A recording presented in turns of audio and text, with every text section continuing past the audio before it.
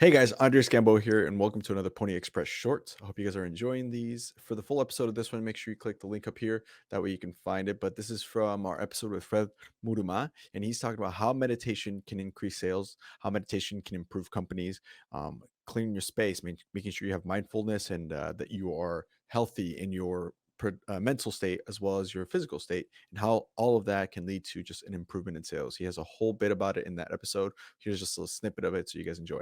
See you guys.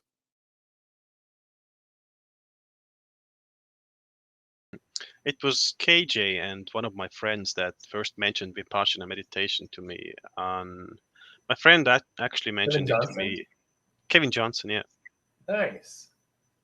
So he and one of my friends, Kevin actually mentioned has a speech in Explosion seminar, or was it what's usually the annual Friday ceremony? It's the Great Recruiter seminar, right? You got it. Yeah. He gave us a speech about how he took a Vipassana 10-day course, and I was like, wow, I want to do this. And my friend actually, who had been to those courses in India, reinforced upon that information, said, yes, go do it, go do it, go do it. So it was right after my third summer, going into fourth.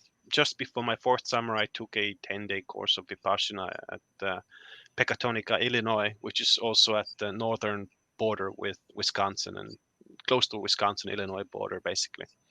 And for me, this was like a total aha moment where things just opened up and the world started making sense, and I actually uh, was about to find myself, so to say. Hmm. And I would say this was a part of the reason for my success in becoming successful right after that. Because right after that, when I went to the book field, straight away I sold 400, and I had never sold more than 300 before. It was my, Wow.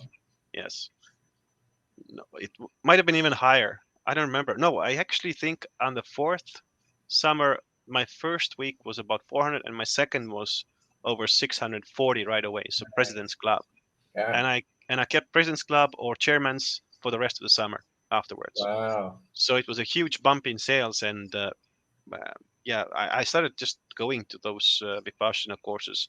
Whenever I went to GRS, I went to one, and whenever I had the beginning of the summer, I took one as well. So by now, I've sat like 30 10-day courses where you're supposed to be completely silent and observe your Yeah. sensations. Interesting. And it's really just basically, I wouldn't say it's any kind of information you're listening or opening yourself up to over there, but it's just going to the gym, the mind gym, so to say, because they give you instructions. Okay, so you have to keep your mind in the present, and the way to keep it in the present is to bring it back to the breath at first and later observe the sensations. So you're not supposed to let your mind wander, and when you do that super intensely for 10 days in a row, this will sort of rupture from within, because you're not allowed to do anything else except sit, eat, sleep, and meditate. And when you do Yeah. that for such a lengthy period, well, lengthy not actually, but lengthy for a casual soul, 10 days in a row, it actually ruptures your soul, so to say, and brings out the hidden pieces Wow. that have been just covered with bullshit, basically. What? I've never Yes, heard yes. anybody explain it that way. Because when we connected just a few weeks ago, we talked a lot about this stuff. Hmm. Vipassana meditation. They have for those checking us out on screen. You can watch on Spotify, YouTube. You got it spelled down there. They have centers all across the U.S. Right, Right. where people can go and have these. It's 10 days, right? 10-day meditative 10 days practices. to begin with.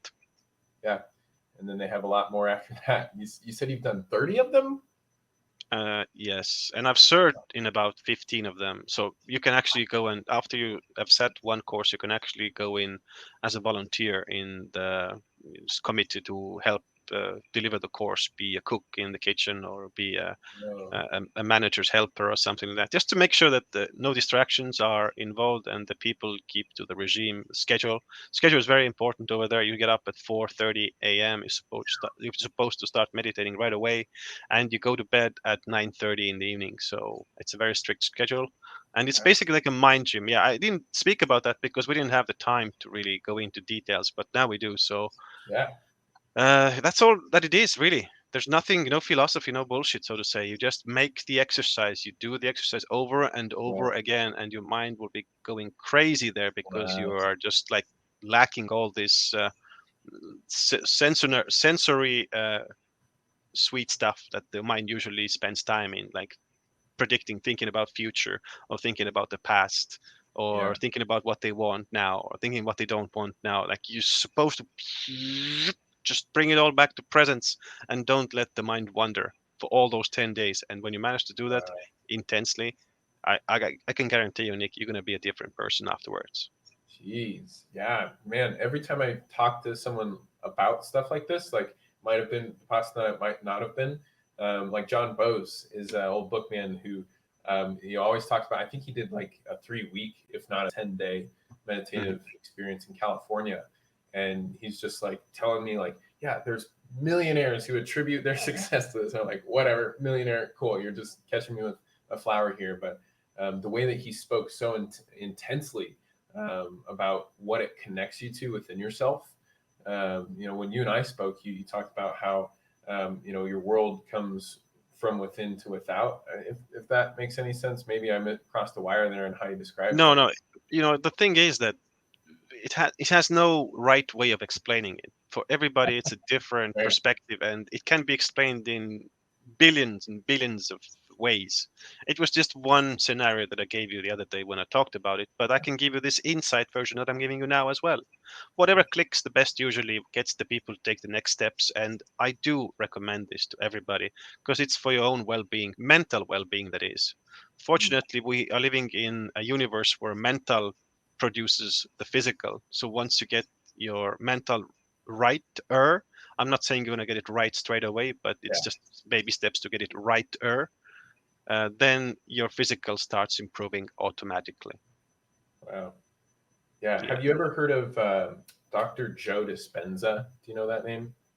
No.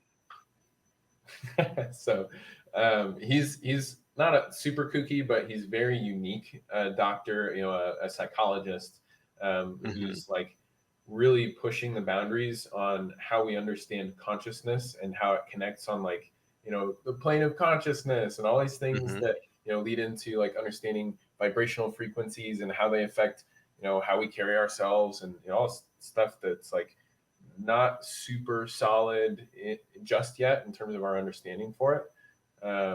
But it seems like what you're describing is what this guy talks about of like when you actually get into a highly meditative state, presence and getting rid of all these BS stories that, jump to the forefront of our minds and, dictate our behavior because of past experiences and what other people put into us for programming and all these things. If we can pull back from that, we do, quote unquote, increase our vibrations with gratitude and, having an open heart that accepts and allow our body to then tap into that same vibrational frequency and heal itself and become, a higher vibrational version of yourself. Like, is that the same kind of stuff that they talk about, Yeah. or is there a different angle? Well, yeah. I mean, it doesn't really matter what you're going to say because everything you say can be right for you. Sure. It's just a matter of trying it out. And as a side note to this, I think you can't really put any wording to it because usually when people go there for their first Vipassana course, all their life they've been living with their senses directed Yeah. towards the outside. You hear, you smell. Even the mind is a sense that actually is directed towards the outside. Even when you think about the thoughts within your head, the thoughts are still about some imaginary scenario happening or past experience or future prediction that it wants to relive or it wants to happen. So there's never really so to say introspection, not true introspection. So when people go there, they're used to communicating with language and they want to give this definition to everything, but what it actually does to you is it takes all your senses, but they're trying to limit your senses while you're there for the 10 days, and you're supposed to constrain them. And when you are not giving food to those seven senses, the ones that always crave for more food when you're in regular life, then you're actually able to keep the mind in presence at first, and the next level to that is actually introspect, really truly introspect within yourself. And you can't really describe it because speech is an effect of one sense, two senses actually. You using your listening and me using my mind. So it's not really conceivable philosophically. You have to experience what it means to go inside, and then everything sort of starts making sense and makes sense as a whole. I mean, the senses are just there, and most people live in the illusion that the senses that they have is Right. the reality. What you'll be able to hopefully in your lifetime to experience as well is that you will hopefully experience that the senses, including the mind and the illusions that the mind produces, are not reality, but there is actually a deeper and more meaningful reality that you're able to tap into once you constrain your senses and focus and dive in.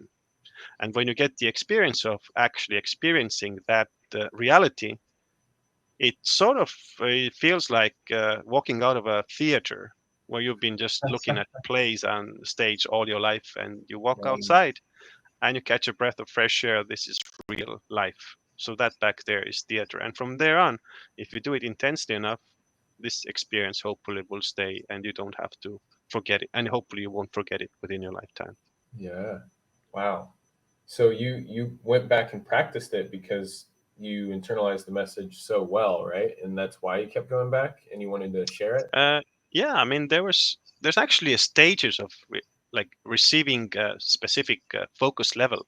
Like those focus levels can be measured actually, and there's That's a really specific interesting. point. You reach a focus level of this, and then happens that, then and Wow. it's described actually what happens to like your sensations. This is how it feels rather than Yeah. what it's supposed to be, and each time I try to become more and more focused and get to a deeper and deeper state. It didn't work oftentimes because when you go in with a strong passion and will to succeed, it actually is counterproductive because you're supposed to limit your craving for things when you go there. But when you crave for a deeper meditative practice, then you're actually doing counter work. You actually do being Interesting. counterproductive. So you have to be really careful to balance it out. If you Yeah. go in with a sincere middle path, you will be able to reach deeper depths within your subconsciousness, and it's really possible to just figure out the universe this way. I believe figuring out the universe, what I Mhm. mean by that is becoming enlightened. And for me, enlightenment is absolutely a state that is achievable within this lifetime. And I hope anybody who is, having stress in their life or feeling some kind of issues. I mean, I believe when you do Vipassana sincerely and strongly enough for and committed to a longer period, I think you'll be able to enjoy every moment in life much more thoroughly than you are now. And that's why I always tell people when I meet somebody who's having issues here, issues there, trying to, define their definitions and their whatnot points and perspectives in life, just go and do it and see what comes out. And then you'll be able to put your own wording to that experience and express it throughout your own subconsciousness.